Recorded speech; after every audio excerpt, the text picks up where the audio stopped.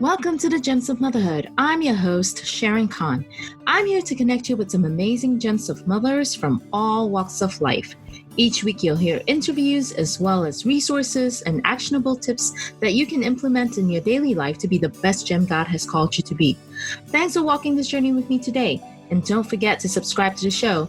Now let's get into episode 18 with Professor Nancy Piercy. I'm seeing more and more stories now where at school, where kids are coming home and they've learned about transgenderism for the first time at school, under the auspices of their teachers, under the auspices of, they're supposed to respect and trust their teachers. And their teachers are giving them information on transgenderism, and they're coming home and saying, "Oh, Mom, I'm really a boy." Now, this is a topic that we hardly address, and yet it's so important. It's going to be deep, so get your pen and paper ready.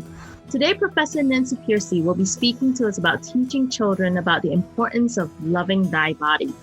Nancy Piercy is the author of Love Thy Body, answering hard questions about life and sexuality, as well as the soul science, Saving Leonardo, Finding Truth, and Total Truth. She has been highlighted as one of the 5 top women apologists by Christianity Today and hailed in The Economist as America's preeminent evangelical Protestant female intellectual. Welcome to the Gems of Motherhood podcast, Professor Piercy. Thank you. Thanks for having me. Thank you. Now, Professor Piercy, sometimes it can be difficult to talk to our children about loving thy body. And you wrote a book on loving thy body. Now, we're dealing with issues such as transgender, homosexuality, abortion, and hookup. Why is it important for us moms and parents to teach our children about life and sexuality? Well, if we don't, they're going to pick it up from the culture. Issues like transgenderism are now all the way down to kindergarten and even preschool. I don't know where you live, but here in Houston, we've had real issues with Drag Queen Story Hour. Yeah, so we have it here too. These are people who are targeting younger and younger children. And that's why Christians need to be on top of this. It used to be that our teenagers, it used to be when I was young, you didn't really encounter this much until you went to college. And then it became high school and then ever younger.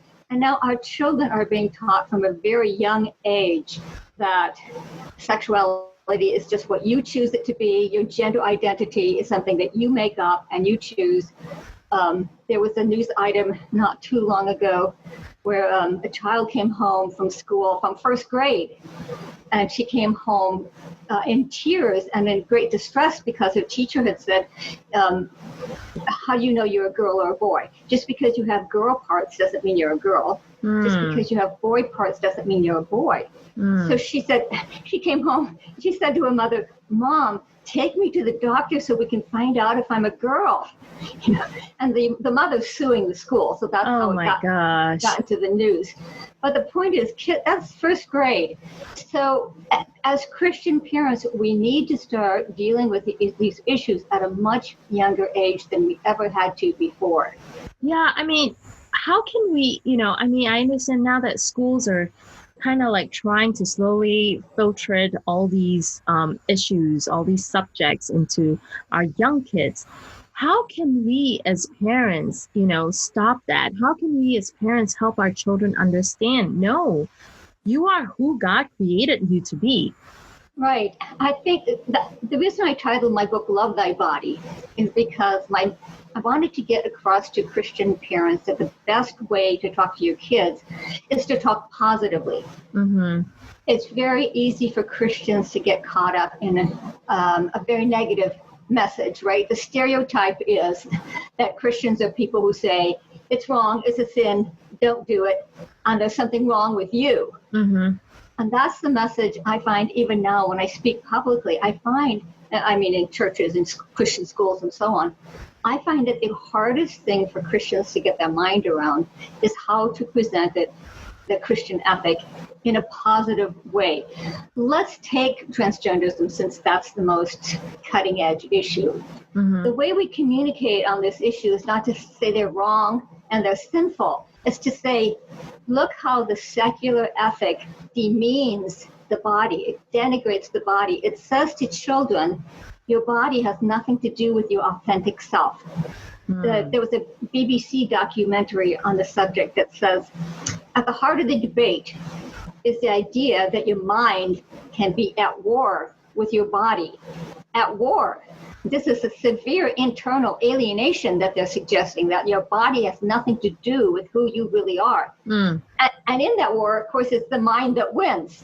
So that kids down to kindergarten are being taught your body tells you nothing about who you are. It's not part of your authentic self. And this is why, as Christians, we have a wonderful opportunity to say, God made your body. God made the physical world, and what God makes is intrinsically good. What God makes has value and significance, and we are meant to respect our body. We are meant to live in harmony with the Creator's design. We're meant to live consistently with our biological sex. And so the message that we have over against the transgender ideology is actually that the Christian ethic has a much higher view of the body than the secular worldview does. And that gives us language, like what I was just modeling there. And when I said live in harmony with your body, respect the Creator's design, this is all very positive language. And that's really the starting point. It's just changing our language so that our children understand that Christian ethic is actually based on a very high view of the body. Right. I have parents who obviously came to me and told me that this is what they're going to be teaching children in kindergarten. And when I walk by a local independent bookstore, I see a sign, drag queen doing story time, and that angers me because our children do not deserve that, and our children do not need that. And I've had parents who said, you know what, I'm not going to put my kids in school anymore, but I'm just going to give up my job or find something else to homeschool my children. Now, if schools keep telling kids or bringing in drag queens to share story time and having a transgender teacher even, how should children even respond, and how should us parents respond to that? Well, I'm having homeschooled my kids. I'm all in favor of your first option. But even homeschool kids are affected. In my book, Love Thy Body, I do give the story of a young boy who had gender dysphoria, and that's the technical term for when you feel out of sync with your body. And this was a kid who was homeschooled. So true gender dysphoria tends to start when they're very young. Today we have a rash of teenagers, discovering, quote unquote, that they're really boys, even though they were raised as girls. But that's a new phenomenon. Genuine gender dysphoria usually shows up when the child is quite young. And in my book, I tell the story of a boy who I call Brandon. Before he was even walking, when he was still crawling, it was very clear that he was very gender non-conforming. He was sweet, quiet, gentle, compliant, and all the things that are more stereotypical of girls. His babysitter said to his mom, "He's too good to be a boy," but by which she meant, he's just so stereotypically fits the girl model. When he was in preschool, when his mom picked him up every day, he was playing with the little girls and not the little boys. By elementary school, he was coming to his parents weeping frequently and saying, "I feel the way girls feel. I'm interested in the things girls are. God should have made me a girl." So this was a very difficult, by the time he was 14, he was looking up sex change surgery on the internet. So you say, what did his parents do? First of all, they made sure he knew they loved him just the way he was. They did not try to change him. I had a friend once who was a former homosexual, and he said, when I was a kid, I was gender nonconforming. I loved art and music, and my dad kept trying to toughen me up by pushing me into sports and other more masculine activities. Brandon's parents didn't do that. They made sure he knew that they thought it was perfectly fine for him to be a sweet, gentle, relational boy. That did not mean he was really a girl. And so they really affirmed him for the gifts God had given him. And they said, maybe God has gifted you to be a counselor or a psychologist or a healthcare worker, someone who's gentle and caring. They even took him through the Myers-Briggs personality test. Things like that to show that men and women can be on both sides of the scale, all across the scale. It's perfectly possible for a boy to be gentle and sweet-natured, and it's all just as possible for a woman to be assertive and take charge and rational. And that doesn't mean that they're not fully feminine or fully masculine. They went through the gifts of the Spirit. The gifts of the Spirit are not divided by sex. The teaching and prophecy are not masculine, as you and I might expect. And mercy and service are not feminine. So the Galatians says the Spirit gives them out to individuals as he sees fit. So they fought a lot against the stereotypes. In fact, Brendan's favorite, his parents' favorite phrase was, he would come up to them. He was in pain a lot because he didn't really fit in with the guys. But of course, the girls wouldn't really accept him either because he was a boy. Right. So he didn't fit in anywhere. And so he came to his parents frequently in a lot of pain, and they would say to him, "It's not you that's wrong. It's the stereotypes that are wrong." So they would, and I'll have to tell you he's graduated from college now, and he has chosen to stay a boy. Okay. He has chosen to embrace his male identity. He's just an unusually gentle man now. Yeah. So that would be an example of how parents can help a child who has genuine gender dysphoria. And all I want to do is warn you, it's a long, painful haul. It's truly a deep psychological issue, and it takes years and years to work it through. But with God's help and with, again, letting your child know it's okay for them to not live according to the stereotypes. Now, how do we as parents answer difficult questions that they may have, as children about transgender, homosexuality, abortion, and even having hookups? How do we answer those difficult questions? If, let's just say, they do come to us as parents, and hopefully not to somebody else. Yeah, right. Again, the main message of my book is how to approach your children with a positive message. And what's interesting about this, as long as we're still in transgenderism, I'll give you an example. What's interesting is even non-Christians, even secular thinkers are starting to see this. There's a very secular, very liberal website where I saw an interview with a 14-year-old girl.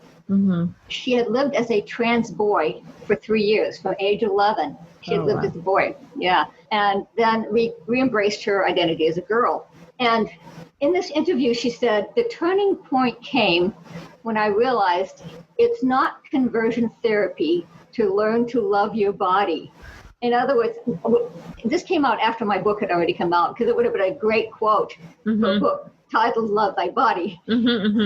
But it was fascinating to see a very secular, liberal 14-year-old girl say the issue with transgenderism is learning to love your body. It's learning to accept that if I'm female, this is a good thing, or if I'm male, it's a good thing.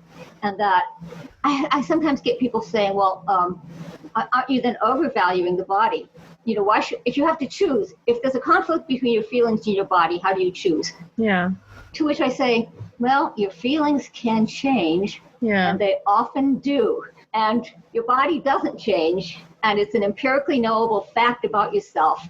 And so it is a more reliable marker of your gender identity than your feelings. In fact, as you probably know, the medical scientists say that most, like 80 to 90% of young people with gender dysphoria outgrow it.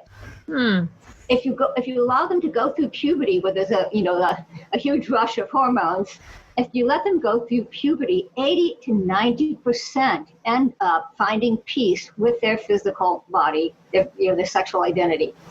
And so if you can just love them through those difficult years where they're having trouble and having questions, there's no need to be giving them surgery, puberty blockers, cross-sex hormones, surgery, when 80 to 90% of them end up accepting their biological sex. Yeah. No, what causes them to even question about their body? How does that even affect them saying that they don't love their bodies? How does that even begin? That's a good question. And why is it so much worse now than it ever was in the past?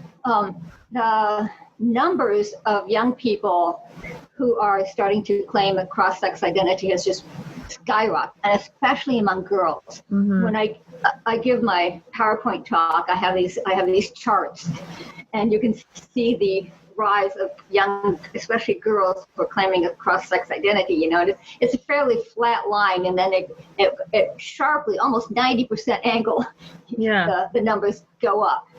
And this, earlier I said true gender dysphoria tends to be in young children. Most of these new cases are teenagers, and it's happening very suddenly. In fact, there's even a new term that's been coined.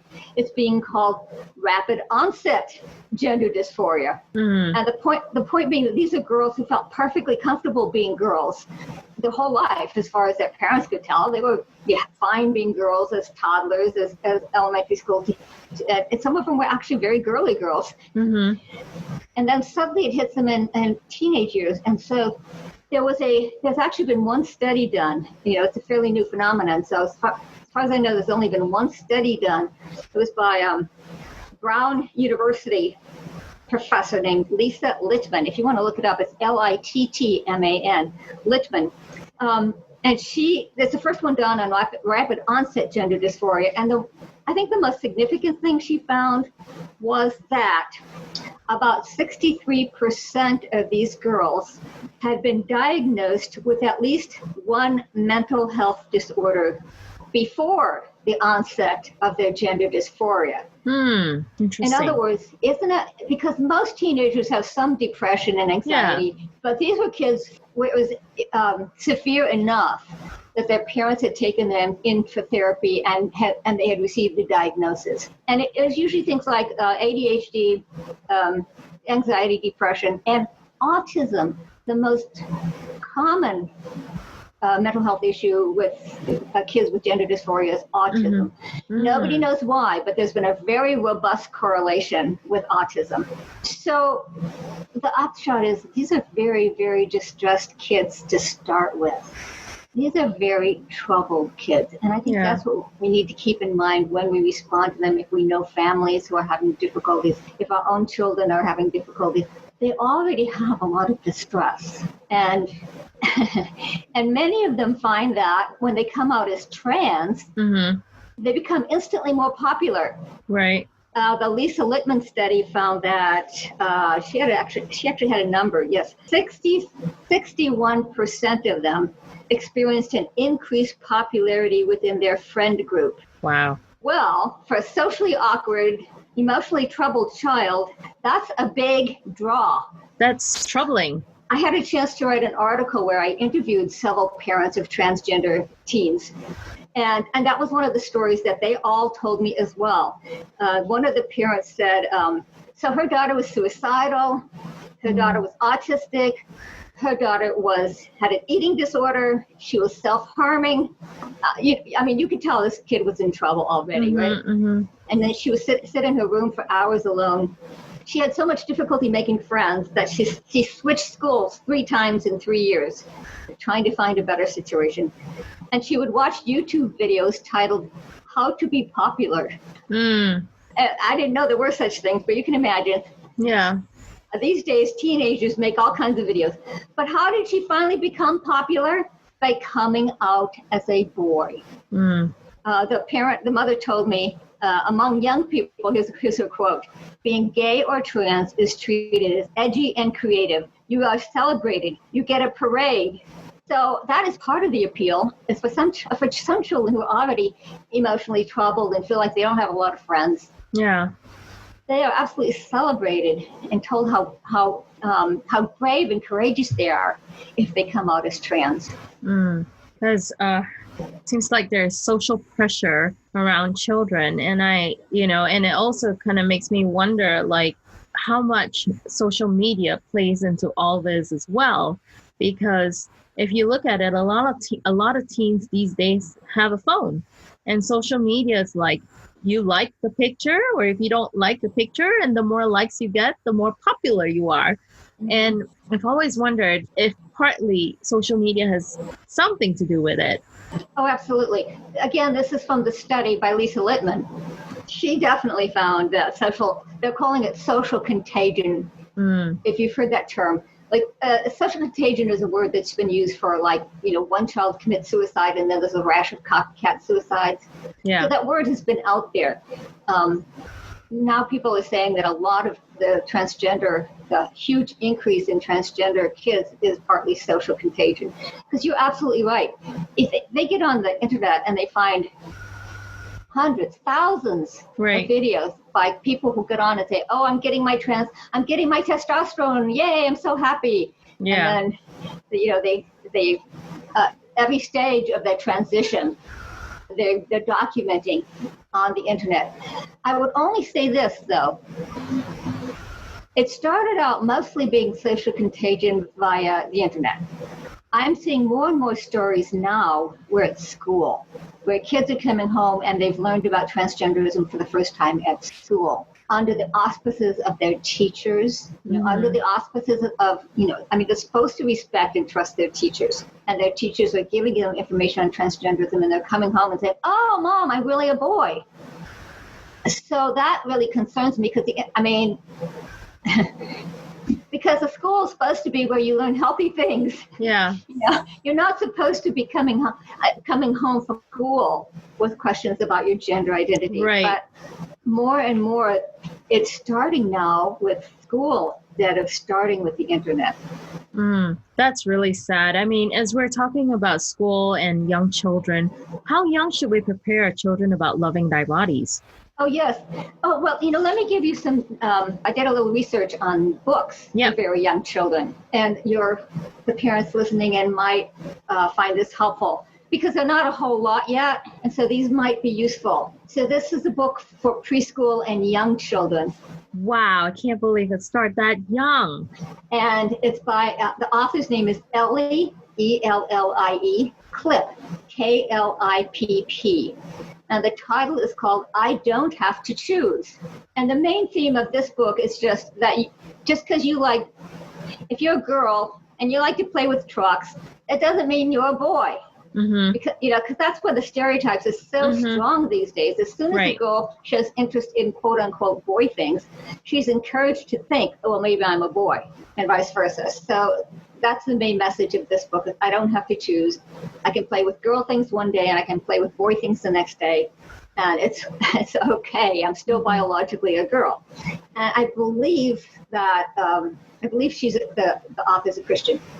Then, as long as we're on Ellie Klipp, she also has a novel for adolescents and teens just called Choosing. And I went on Amazon and all the reviews were incredibly positive. So I have not read it yet, but the reviews are quite positive. There's one thing for teenagers, adolescents and teenagers. Then there's also for ages 5 to 8, so that's K through 2, but age 5 through 8, the author's name is Denise Schick. Denise, Schick, Schick. And it's just called I'm Glad God Made Me a Girl. I'm glad God made me a girl. And there's another one for fairly young children, but these are, I would say, elementary because the book is, the setting is a school. So it's a little bit older. And it's, okay, so here's a difficult name to spell, but the author's name is Marty, Marty, and then the last name is Machowski, Macaowski. And it's called God Made Boys and Girls, Helping Children Understand the Gift of Gender. And then the final one is not by a Christian, and it's for 3 to 6-year-olds, called My Body Is Me. And the author is Rachel Rooney, Rooney. And this one is not on Amazon. The others all are. Okay. This one's not on Amazon. So to buy it, you would have to go to a website called Transgender Trend. And these are parents and professionals, doctors and others, who are very concerned about the transgender issue. It's a good website. Your parents should be exploring this anyway. They should be going to the good websites like Transgender Trend, because that will acquaint them with resources that are out there. But you have to buy this one from Transgender Trend. So that's a way to get started. And I should tell you that Denise Schick, who wrote one of those books, I'm Glad God Made Me a Girl, she has a very interesting history. Her father decided he was really a woman. Oh, okay. And so she actually has a book for children on that. It's called When Daddy Leaves to Be a Girl. I went online and I saw customer reviews saying this happened to me. So we have to be prepared. Oh, wow. Wow. You know, I know that you said in your book, Love Thy Body, that, you know, you teach about positive speaking. Now, how should we teach our children to be confident in their God-given body? I think one thing we need to do is stand against the negative message that honestly still is in some churches. We do have a history of what's called the sacred secular split. You've heard that term probably. A lot of Christians do tend to think the sacred realm is what's really important. And the secular realm, well, you know, that's sort of second class. So the spiritual realm is, you know, where we talk about religion and spirituality. We go to church, we have our Bible studies, and that's what's really important. That's what God really cares about. And then we tend to think that the rest of life, like our physical life, our jobs, our recreation, that's not really so spiritual, and that many of us have a harder time even understanding how biblical truth applies to the secular realm. In fact, my earlier book, Total Truth, that you mentioned, that's the whole theme of Total Truth, is how to overcome that sacred secular split. And what we have to realize is that the sacred secular split actually does not come from the Bible. What it comes from is the early church was born in an ancient Greek and Roman culture that denigrated the material world, that said the material world is not important, that had, well, you've probably heard of the philosophy of Gnosticism. If you study the New Testament, we often talk about how some of the New Testament was written against Gnosticism. Gnosticism, Platonism, Manichaeism, Augustine was a Manichae. All of these isms in the ancient world treated the physical world, the material realm, as a realm of death, decay, and destruction, and treated salvation as escaping from the material world. In fact, Plato even called the body the prison house of the soul, and we need to escape from that prison. Well, you don't really see that in the Bible at all, but we're all influenced by our culture, and many of the New Testament thinkers kind of picked up those ideas from the Greco-Roman culture they were in. And so one of my teachers once said, we kind of lost the Great Commission and ended up with the Greek Commission. They picked up the sacred secular split from the Greeks and started treating the material world as if it didn't really matter. And so we have to, today we still have to consciously overcome that heritage by going back to basic scriptural principles. Number one, God made all of creation. God made the material world. What God makes is good. We don't agree with the Greeks that the material world is evil and to be escaped from. The material world is good because it's God's creation, and our bodies are part of the material world. God's handiwork. We're called by God to respect the material world. Secondly, the incarnation. In the early church, the incarnation was a scandal because they didn't think that a God, the highest God, the good, great, supreme God would come into the physical world. To them, that was to come in and take on a physical body.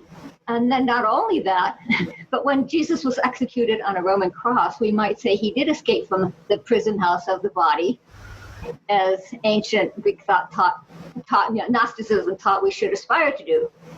But then what did he do then? He came back in a physical body. So to the ancient Greeks, this was not spiritual progress. This was regress. Who would want to come back to the realm of the body? As Paul says in 1 Corinthians, this was the concept of a physical resurrection was utter foolishness to the Greeks. And then at the end of time, God is not going to scrap the material world as though he made a mistake the first time around. He's going to renew it and restore it, creating a new heavens and a new earth, and we will be on that new earth in restored physical bodies.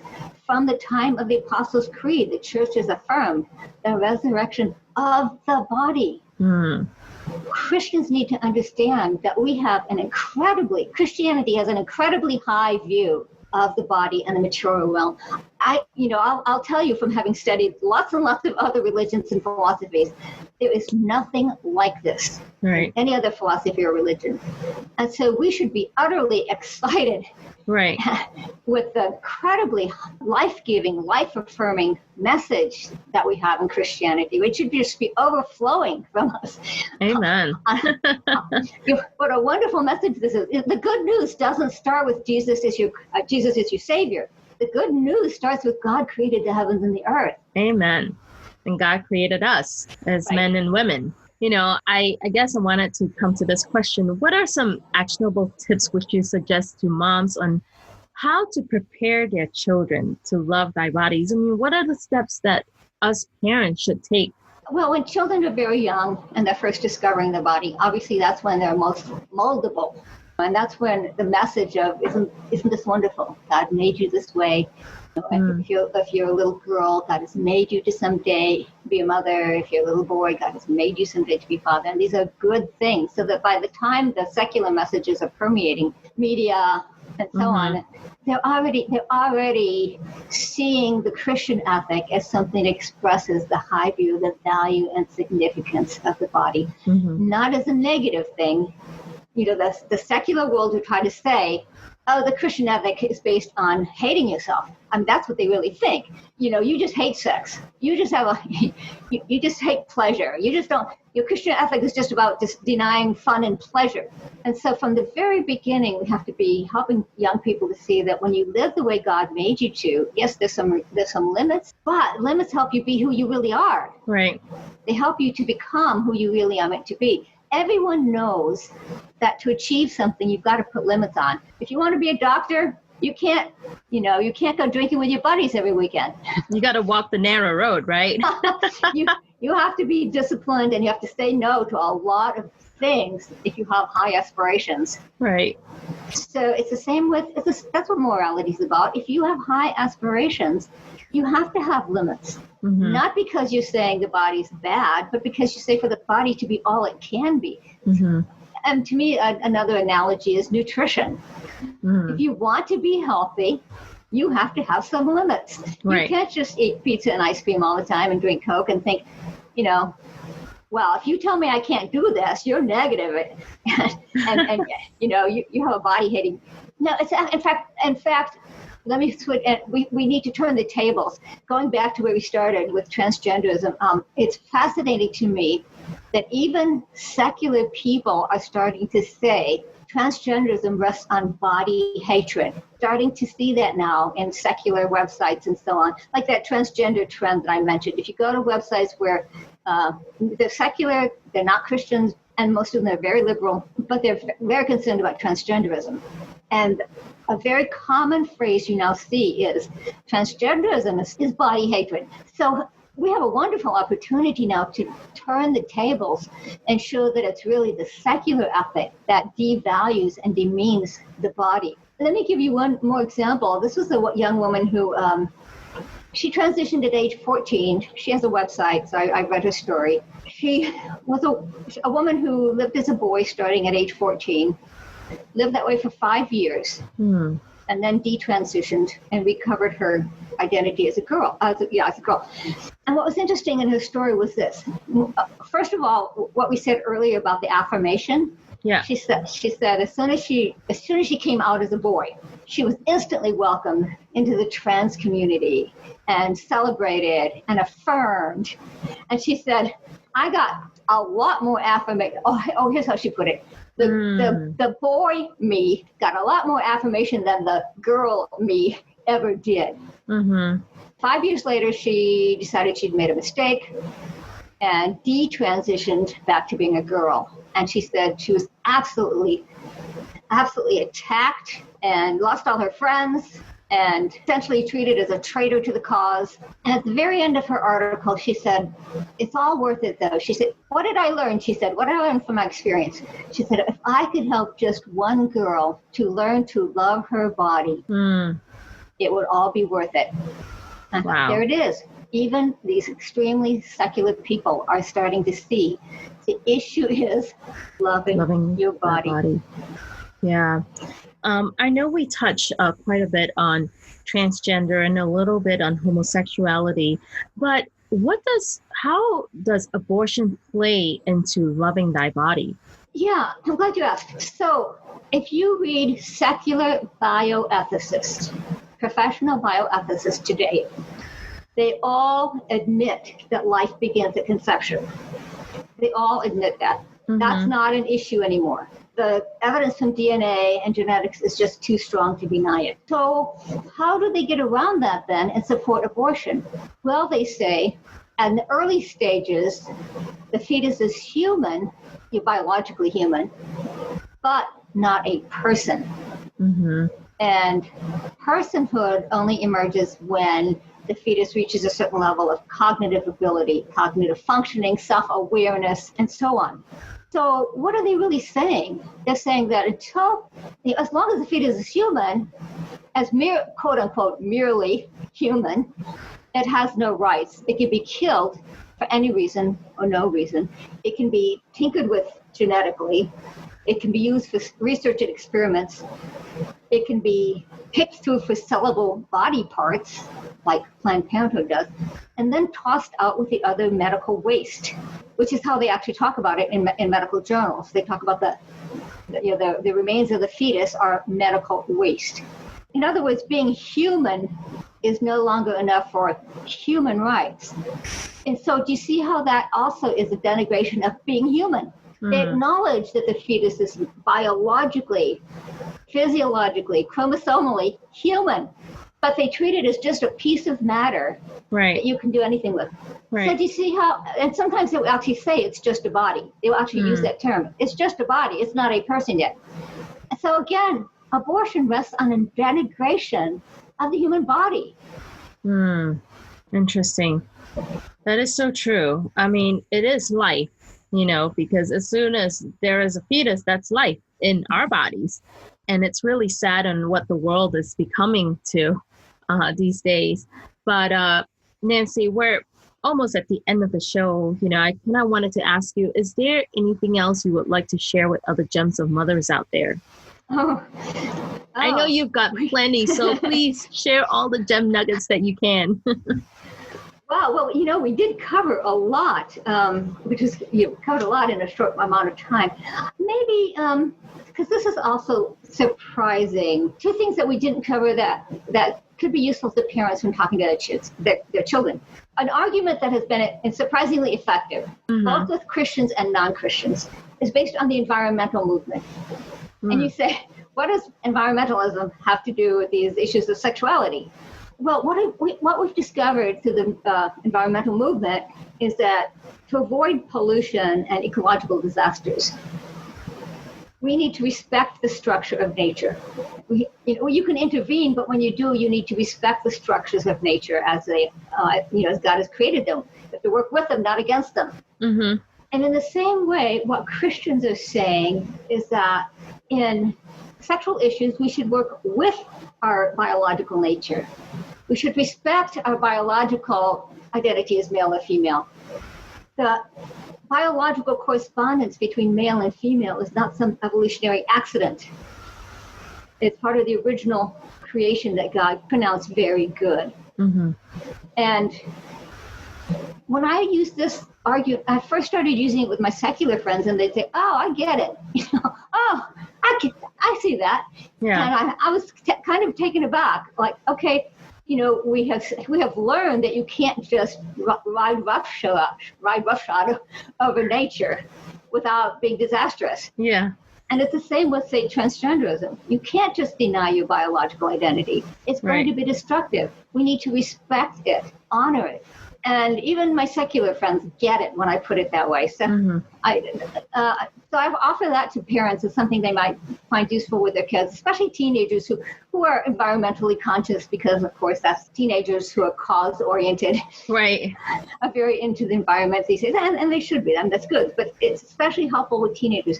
And the second thing that might be helpful is Darwinism. How does Darwinism fit in here? Because our kids are just inundated with evolutionary theory.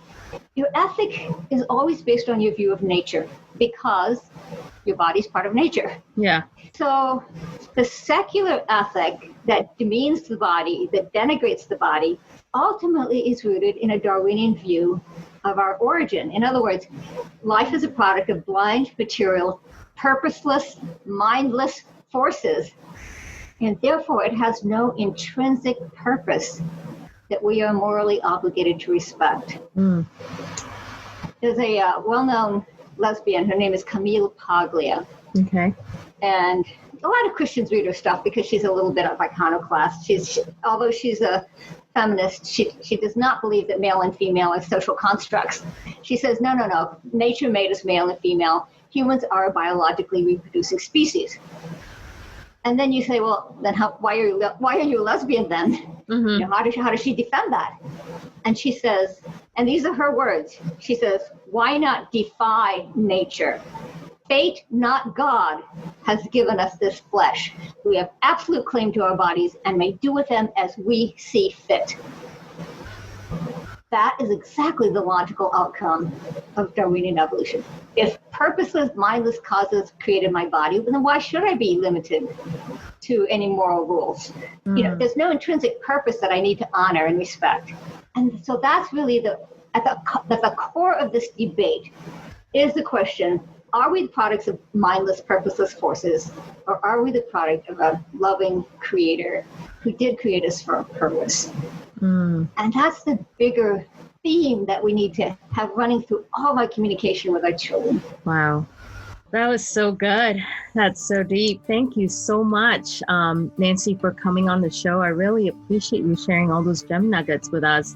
I mean, I would never think that to talk about Darwinism and how much it would affect that. And I'm so glad you shared that because it's definitely an eye-opener. And I'm sure a lot of moms and a lot of parents are being so blessed by this episode because there's so much that we can implement just by listening to what you have to say. So again, I appreciate you really coming onto the show and sharing all the gem nuggets with us. Well, thanks so much for having me. I went on your website and got all nostalgic for when I had younger children.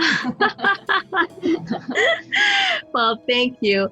I hope you enjoyed this episode of Gems of Motherhood podcast. If you're wanting to connect with more amazing Gems of Mothers and more resources, head over to gemsofmotherhood.com where you can subscribe to the show.